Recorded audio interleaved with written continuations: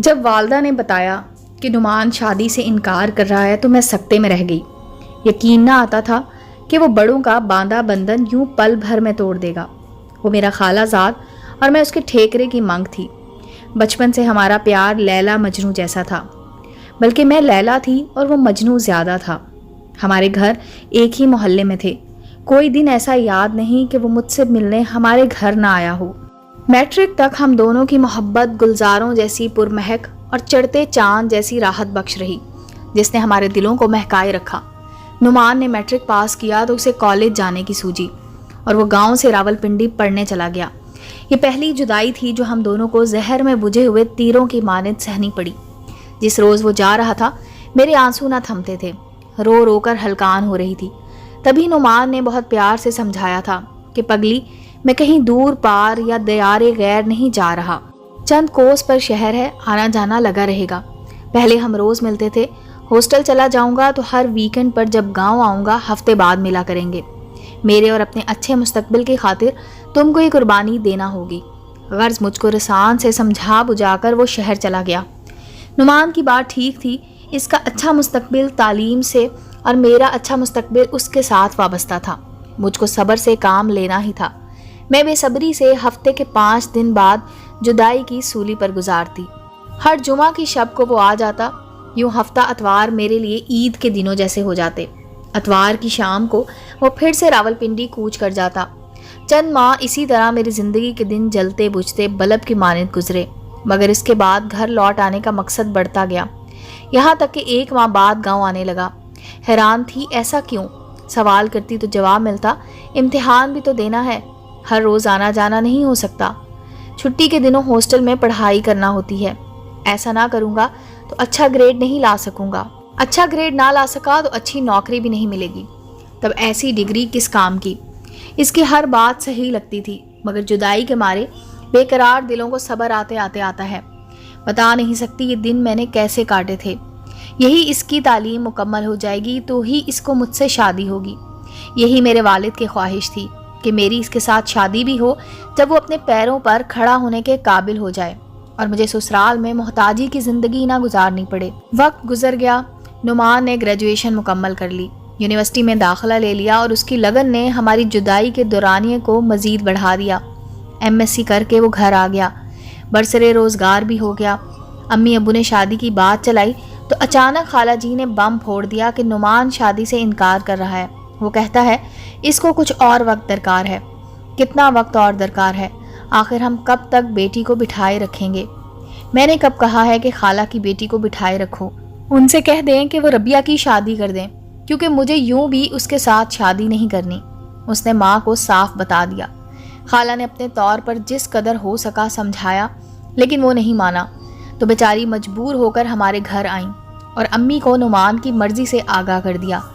کیا بتاؤں کہ وہ کیسے دن تھے، بس نہیں چلتا تھا کہ خودکشی کر کے خود کو زندگی کے پھندے سے آزاد کرا لوں۔ خودکشی تو نہ کر سکی، جیتے جی مر ضرور گئی۔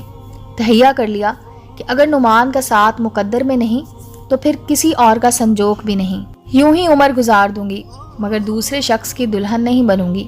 والدین نے لاکھ سمجھایا پر میں نہ مانی۔ کیسے مانتی؟ یہ بات میرے بس میں ہی نہ تھی۔ نعمان میرے دل و ذہن پر کچھ یوں قابض ہو چکا تھا کہ اب کسی اور کا تصور محال تھا۔ میٹرک کے بعد میں نے پڑھائی چھوڑ دی تھی، ملازمت بھی نہ کر سکتی تھی۔ نرسنگ کا کورس کیا اور گاؤں کے سرکاری ہیلتھ سینٹر میں نرس ہو گئی۔ 5 سال اسی طرح گزر گئے۔ نعمان کی یاد دل سے نہ گئی، مگر اس سے ملن کی آس باقی نہ رہی۔ زندگی خالی خالی ویران تھی۔ روز و شب والدین کو میرا غم اور مجھے ان کا دکھ ستاتا رہتا تھا۔ کہتے ہیں کہ اللہ چاہے تو معجزے ہو جاتے ہیں، کہ اس کے حکم کے بنا پتا نہیں ہل سکتا، اور جو ہونی ہو کر رہتی ہے۔ میری لگن سچی تھی، خالق کو تو مجھ پر ترس آ ہی گیا۔ امی بیمار تھیں، ایک روز خالہ ان کی عیادت کو آئیں۔ کہا آپا نعمان کو معاف کر دیں، وہ بہت نادم ہے، اپنے کیے پر پچھتا رہا ہے، اس نے ابھی تک شادی نہیں کی ہے، اور صبح کا بھولا شام کو گھر لوٹ آیا ہے۔ میں سمجھی نہیں۔ امی نے کہا تم کیا کہنا چاہ رہی ہو؟ یہی کہ نعمان ربیہ سے شادی کرنا چاہتا ہے۔ دراصل اس وقت اس کے خواب تھے، وہ پہلے اعلیٰ ملازمت حاصل کرنا چاہتا تھا، بہت کچھ کما کر زندگی کا معیار بلند کر لینے کے بعد شادی کرنا چاہتا تھا۔ اب کہتا ہے کہ بہت کما لیا ہے، گھر بنانا چاہتا ہوں۔ ربیہ بھی تو بن بیاہی بیٹھی ہے۔ دونوں ایک دوسرے کو چاہتے تھے اور ابھی تک شاید ایک دوسرے کی راہ دیکھ رہے ہیں۔ امی نے مجھے آگاہ کیا، لیکن اس خوشخبری نے میرے لیے اب وہ پھولوں جیسی تازگی نہ رہی تھی، جیسے کہ دل کے گلاب میں محبت کی تراوٹ مر گئی ہو۔ بہرحال بیمار ماں کی التجا سے مجھے میرے بچپن کے ساتھی کا سنجوگ نصیب ہو گیا۔ ہماری زندگی سکون سے گزرنے لگی۔ نعمان کی ملازمت شہر میں تھی اور وہ ایک اعلیٰ آفیسر تھے۔ ان کے پاس اچھا گھر، قیمتی گاڑی، غرض زندگی کی ہر آسائش موجود تھی۔ پھر بھی وہ پہلے جیسے نہ رہے تھے، کچھ کھوئے کھوئے رہتے اور ادھورے ادھورے سے دکھتے تھے۔ کبھی کبھار دوستوں کی ایسی محفل میں وقت گزار آتے تھے کہ جہاں میں نوشی ہوتی، تب کافی دیر سے گھر لوٹتے اور آتے ہی سو جاتے، مجھ سے کلام نہ کرتے۔ ہماری شادی کو 10 برس بیت گئے تھے۔ میں 2 بچوں کی ماں تھی اور بچے اسکول جانے لگے تھے۔ تب ایک دن وہ احباب میں نوشیاں کی محفل سے اٹھ کر جلدی گھر آ گئے۔ آج ان کی آنکھوں میں نیند نہ تھی۔ کافی دیر کروٹیں بدلتے رہے۔ مجھے لگا کہ بے خوابی ان کو تنگ کر رہی ہے۔ میں نے باتیں شروع کر دیں اور باتوں باتوں میں کسی اچھے اور مخلص دوست کی طرح نعمان کے دل میں چھپے ہوئے چور کو تلاش کرنے لگی، دکھ بانٹنے کی صحیح کرنے لگی۔ میری چاہ میرے دل میں چٹکیاں لے رہی تھی۔ نرمی اور پیار سے پوچھا، نعمان، مجھے لگتا ہے کہ تمہارے دل میں کوئی ایسی پھانس ہے جو تم کو تکلیف دیا کرتی ہے۔ کیا مجھے اپنے اس راز میں شریک نہیں کرو گے؟ میں تمہاری بیوی ہی نہیں، بچپن کی ساتھی ہوں، جس سے کبھی تم اپنے دل کی کوئی بات نہیں چھپاتے تھے، سبھی دکھ سکھ مجھ کو کہہ دیا کرتے تھے۔ کیا آج نہیں بتاؤ گے کہ تم کو کیا بات پریشان کرتی ہے؟ امید نہ تھی کہ نعمان میری غمگساری کو شرف بخشیں گے، لیکن ان کو بھی اس وقت غمگسار کی اشد ضرورت تھی۔ تبھی اس رات انہوں نے اپنا دل کھول کر میرے سامنے رکھ دیا۔ کہنے لگے، جب میں گاؤں سے پڑھنے کی خاطر پنڈی گیا تھا تو وہاں میرا دل بالکل بھی نہ لگ رہا تھا۔ ایک تو وہاں کی عادت نہ تھی، اوپر سے تمہاری جدائی ستاتی تھی تو میں اپنے روم میٹ اسد سے دکھڑا رونے بیٹھ جاتا تھا۔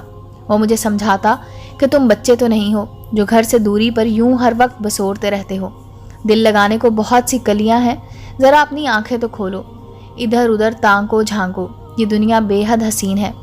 یوں اسد کے اکسانے پر میں اپنی کلاس کی لڑکیوں سے بات چیت کرنے لگا۔ ان دنوں میں کسی لڑکی کے ساتھ اس نظریے سے کلام نہیں کرتا تھا کہ میری بوریت دور ہو، بس یوں ہی اسد باتیں کرتا تو میں بھی دلچسپی لینے لگتا۔ معلوم نہ تھا کہ یہ سرسری لمحات کسی دن میرے دل کو اپنی مٹھی میں لے کر قید کر لیں گے، یہاں تک کہ بچپن کی محبت کو بھلا کر میں کسی اور کی محبت میں گرفتار ہو جاؤں گا۔ شہلا بہت خوبصورت لڑکی تھی اور اسے گفتگو کا ڈھنگ آتا تھا۔ شاید انہی خوبیوں نے مجھے اس کا گرویدہ بنا دیا اور میں اس میں کشش محسوس کرنے لگا۔ یوں میرا دل پڑھائی کے ساتھ شہر میں بھی لگ گیا۔ اب مجھے گھر اور اپنا گاؤں یاد نہ آتا اور نہ ہی تمہارا دھیان ستاتا تھا۔ میں مکمل طور پر شہلا کی شخصیت کے سحر میں گرفتار ہو گیا۔ ربیہ، تم میرے دل کے کانوں سے سن رہی ہو نا؟ ہاں، تم کہتے جاؤ، میں سن رہی ہوں۔ ہماری دوستی کو 3 سال تھا جب شہلا نے مجھ سے سوال کیا کہ کیا اس کے ساتھ میرا شادی کا ارادہ ہے۔ ہاں بالکل، میں تم ہی سے شادی کروں گا۔ میں نے تمہارا انتخاب کر لیا ہے اور میں تمہارے ساتھ 100% سنجیدہ ہوں، میں نے اس کو جواب دیا تھا۔ تو پھر میری امی سے بات کر کے ان کو اس بات کا یقین دلا دو تاکہ وہ میرے لیے رشتوں کی تلاش ترک کر دیں۔ مجھے معاف کر دو ربیہ، نہ جانے مجھے کیا ہو گیا تھا کہ میرا اپنے آپ پر بس نہ رہا تھا۔ میں نے اپنی بچپن کی محبت کو بھلا دیا۔ مجھے شہلا کے سوا دنیا کی کوئی دوسری لڑکی لبھاتی نہ تھی۔ ایک زہر تھا کہ اس میں جگڑا گیا تھا۔ میں نے شہلا کی ماں سے بات کی، وہ بولی، ٹھیک ہے، مجھے اطمینان ہو گیا ہے، تم دونوں BSc مکمل کر لو تو اپنے والدین کو لے آنا، میں رشتہ منظور کر لوں گی۔ ان کی اس بات سے میں دبک گیا کیونکہ جانتا تھا کہ امی ابا تو اس شادی پر راضی ہی نہ ہوں گے۔ سوچا سال بعد دیکھی جائے گی، کوئی حل سمجھ میں نہ آیا اور آخری تعلیمی سال پلک جھپکتے گزر گیا تو میں نے یونیورسٹی میں داخلہ لے لیا کہ شہلا سے تعلق باقی رہے۔ اس نے بھی میری رفاقت میں رہنے کی خاطر یونیورسٹی جوائن کر لی۔ MSc کرنے کے بعد شہر میں ملازمت ملی۔ شہلا نے دوبارہ شادی کے لیے اصرار کیا۔ میں نے اس کی والدہ کو بتایا کہ میرے والدین اس شادی پر راضی نہ ہوں گے، لہٰذا بغیر ان کی شرکت کے اگر آپ میرا رشتہ قبول کرتی ہیں تو میں آپ کی بیٹی سے شادی پر رضامند ہوں۔ اس پر انہوں نے اڑچن ڈال دی کہ تمہیں اپنے والدین کو رضامند کرنا ہی ہوگا ورنہ شادی نہیں ہو سکتی۔ میں اسی پریشانی میں تھا کہ شیوا میری زندگی میں آ گئی۔ یہ میرے آفس میں کسی کام سے آئی تھی، یوں جان پہچان ہو گئی۔ شہلا کی پریشانی کو بھلانے کے لیے اس سے فون پر باتیں ہونے لگیں اور ہماری دوستی ہو گئی۔ ادھر شہلا سے صبر نہیں ہو رہا تھا کہ وہ مجھ کو تنگ کرنے لگی کہ اپنے والدین کو رضامند کرو اور اب ہماری شادی میں دیر نہیں ہونی چاہیے، ورنہ والدہ میری شادی کہیں اور طے کر دیں گی، جبکہ یہ ممکن ہی نہ تھا۔ میں کیا کرتا؟ لاچار تھا۔ شہلا اور اس کی ماں میری مجبوری کو سمجھ نہ پا رہی تھی۔ بالآخر میں ان کے تقاضے سے اس قدر تنگ آیا کہ ان سے جان چھڑانے کو جی چاہنے لگا۔ شہلا روز میرے دفتر میں آ کر بیٹھ جاتی تھی۔ میری دفتری کارکردگی پر بھی اثر پڑنے لگا۔ تب ایک روز میرے ساتھی آفیسر نے کہا کہ یار تم تو بڑے مزے میں ہو، ہر روز یہ حور تمہارے درشن کرنے آ جاتی ہے اور تم ہو کہ اس کے ساتھ نہ جانے کون سے بہانے بناتے رہتے ہو۔ ایک ہم کم نصیب ہیں کہ بوریت کی انتہا ہو گئی ہے اور ابھی تک کوئی پری مائل بکرم نہیں ہوئی۔ میں نے اس کو بتایا کہ کالج کے زمانے سے جان پہچان ہے، لیکن اب معاملہ اس موڑ پر آ گیا ہے کہ ہمارے راستے جدا ہونے کو ہیں۔ کالج کی زندگی اور عملی زندگی کے دور میں فرق ہوتا ہے۔ عملی زندگی انسان کے خیالات کو بدل دیتی ہے، مگر یہ بات شہلا نہیں سمجھتی۔ میرے والدین نے میری منگنی جس لڑکی سے کی ہے وہ میری خالہ زاد ہے، کیونکہ وہ میری شادی شہلا سے کرنے پر راضی نہیں ہوں گے اور ان کا اصرار ہے کہ ہر حال میں والدین کو لاؤ۔ جو چیز میرے بس میں نہیں کیسے کروں؟ بہت سمجھایا مگر یہ نہیں سمجھ رہے، بلکہ گمان کرتی ہیں کہ چونکہ شادی سے گریزہ ہوں تبھی والدین کی ناراضگی کو بہانہ بنا رکھا ہے۔ سچ بات تو یہ ہے کہ اب میں شہلا سے شادی کرنے کی بجائے اس سے پیچھا چھڑانا چاہتا ہوں۔ ریاض بولا، اس بار شہلا آئے تو میں سمجھا دوں گا۔ بسرو چشم میں نے جواب دیا۔ شہلا آ گئی۔ میں کام کا بہانہ بنا کر آفس سے چلا گیا۔ میں نے ریاض کا تعارف شہلا سے کروا دیا۔ شہلا سے درخواست کی کہ یہ بیچارہ اس شہر میں نیا ہے، تم اس کو تھیٹر ہاؤس لے چلو، میں بھی وہاں جاؤں گا۔ ان دنوں وہاں بہت اچھا ڈرامہ چل رہا تھا۔ دوسرے روز ریاض ملا تو سخت خفا تھا، کیونکہ شہلا اپنی ایک تیز ترار سہیلی کے ہمراہ تھیٹر مقررہ وقت پر آ گئی تھی۔ تمام وقت میرا انتظار کرتی رہی تھی۔ مجبوراً ان تینوں کو پروگرام کینسل کرنا پڑا، کیونکہ شہلا میرے بغیر ڈرامہ دیکھنے پر آمادہ نہ ہوئی۔ واقعی یہ لڑکی تم کو اپنے دل کی گہرائیوں سے چاہتی ہے، ریاض نے کہا۔ میرا ماتھا ٹھنک گیا۔ اس نے مجھ کو دھمکی دی تھی کہ اگر تم نے مجھ سے بے وفائی کی تو میں جان دے دوں گی۔ اب میں سمجھ نہ پا رہا تھا کہ کس طرح شہلا کو اپنی زندگی سے رخصت کروں۔ وہ میری آئندہ آنے والی خوشیوں کے راستے میں ایک بھاری پتھر کی طرح تھی۔ میرا اس کے ساتھ عمر بھر کا ناتا ناممکن ہے۔ ریاض کو میں نے بار بار موقع دیا کہ وہ شہلا کو اپنی جانب متوجہ کر لے، مگر جب بھی یہ دونوں ملتے ان کی زبان پر ایک ہی داستان ہوتی۔ ریاض مجھ سے کہتا، وہ بدستور تمہاری ہی محبت کے گیت گائے جاتی ہیں، لہٰذا تم کو اس سے ہی بیاہ کرنا چاہیے، جبکہ اس کی سہیلی ریاض کے دل میں گھر کر گئی تھی، سو وہ اسی کے خیالات میں ڈوبا ہوتا۔ ادھر میری سمجھ میں نہ آ رہا تھا کہ کس طرح شہلا کو رستے سے ہٹا کر شیوا کو اپنا لوں، مگر شہلا سے کیے وعدے میرے تخیل کے راستے میں کانٹے تھے۔ میں نے ریاض کے منہ سے اتنی بار شہلا کی سہیلی کا تذکرہ سنا کہ میرا جی چاہنے لگا اس سے ملوں، دیکھوں تو وہ کیسی ہے جس نے ریاض کا سکون چین چھین لیا تھا۔ اس بار شہلا آئی تو میں نے کہا کہ مجھے بھی اس حور شمائل کے درشن کراؤ جس نے میرے دوست کا سکون چھین لیا ہے۔ کہنے لگی، تمہارا دوست تو پاگل ہے جو یک طرفہ محبت کر رہا ہے، جبکہ میری سہیلی تو اسے دیوانہ کہتی ہے، اس کے تو خواب و خیال میں بھی یہ صاحب نہیں ہے۔ بہرحال اس نے کہا کہ کل میں نے اپنی سالگرہ پارٹی پر اس کو بلایا ہے، تمہیں اور ریاض کو بھی ضرور آنا ہوگا۔ ریاض کے ہمراہ شہلا کے گھر گیا تو یہ دیکھ کر حیران رہ گیا کہ شیبہ جو اب میرے خوابوں کی ملکہ بن چکی تھی، شہلا کے گھر میرے روبرو تھی، جو مجھ کو اپنے خوابوں کی تعبیر سمجھتی تھی۔ صد افسوس کہ ریاض اسی کے خواب دیکھنے لگا تھا۔ میں راز افشائی کے خوف سے پریشان ہو گیا۔ مجھے یہ گمان بھی نہ تھا کہ شہلا اور شیبہ آپس میں سہیلیاں ہیں۔ میں نے ضروری کام کا بہانہ بنایا اور ترنت وہاں سے نکل آیا، مگر سخت مضطرب تھا، رات بھر نیند نہ آئی۔ سوچ بھی نہ سکتا تھا کہ ریاض جو میری الجھی ہوئی گتھی سلجھانے چلا تھا وہی ولن بن کر میرے درمیان میں آ جائے گا۔ بہرحال وہ بھی آفیسر پوسٹ پر تھا اور آفیسری میں کشش ہوتی ہے۔ ریاض ایک سادہ لو شخص تھا اور مجھ پر جان چھڑکتا تھا، تو کیا میں اس کی خاطر شیبہ سے کنارہ کر لوں؟ اس سوال نے مجھ کو پریشان کر دیا۔ یہ ننھا سا سوال بچھو بن کر میری روح میں بیٹھ گیا اور مسلسل ڈنگ مارنے لگا۔ ربیہ، سچ کہتا ہوں، اس دم تو مجھے بہت یاد آئیں۔ مجھے لگا صرف ایک تم ہی دنیا میں میری سچی غمگسار اور بہترین دوست ہو سکتی ہو۔ باقی شہلا، ریاض، شیبہ، یہ سب ہستیاں میرے لیے بیکار ہیں۔ یہ شاید میرے کردار کی کمزوری تھی کہ میں تم کو بھلا کر ان کو اپنا دوست سمجھ بیٹھا تھا۔ میں تم سے رابطہ کرنا چاہتا تھا، مگر کیسے کرتا؟ تم میرا مسئلہ سن کر یقیناً دکھی ہو جاتی۔ میں تو ان تینوں ہستیوں کے تکون میں پھنس گیا تھا۔ اس مثلث میں چوتھا کونا تھا ہی نہیں جو میں اس میں پناہ لیتا۔ بہت سوچنے کے بعد آخر اس نتیجے پر پہنچا کہ مجھے ساری حقیقت سے شیبہ کو آگاہ کر دینا چاہیے۔ اس طرح وہ ریاض سے اپنا رخ پھیر لے گی اور شہلا سے میری جان چھڑانے میں مددگار ثابت ہو جائے گی، کیونکہ میری دانست میں وہ مجھ سے ہر حال میں شادی کی آرزو مند تھی۔ شہلا کی بدقسمتی کہ منگنی کی انگوٹھی بھی میں نے اس کے لیے بنوا لی تھی، مگر جب شیبہ ملی تو میرا ارادہ اور دل دونوں ہی بدل گئے اور میں نے انگوٹھی محفوظ کر لی۔ ایک روز میں شیبہ کو کلفٹن لے گیا۔ وہاں ساحل سمندر کے سامنے بنی ہوئی دیوار پر بیٹھ کر اس سے اپنی بے قرار محبت کی قسم کھائی اور اسے بتا دیا کہ شہلا سے میرے کالج کے زمانے سے دوستی ہے۔ میں اس کے ساتھ شادی کا وعدہ کر چکا ہوں، مگر اس کی ماں نے ایسی اڑچن ڈالی ہے کہ میں اب ان کی شرائط پر پورا نہیں اتر سکتا، لہٰذا دھوکہ دیے بغیر صاف تم کو کہنا چاہتا ہوں، میری اس کی راہیں جدا ہیں۔ شیبہ، میں نے تم کو دل میں بسا لیا ہے، خدا را تم ہی شہلا کو سمجھا دو کہ مجھے بھلا دے۔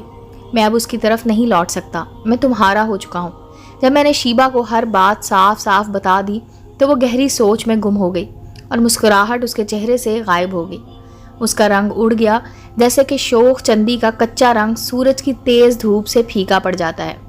میں اس کے چہرے کے تاثرات سے اس کی دلی کیفیت کا اندازہ لگا سکتا تھا۔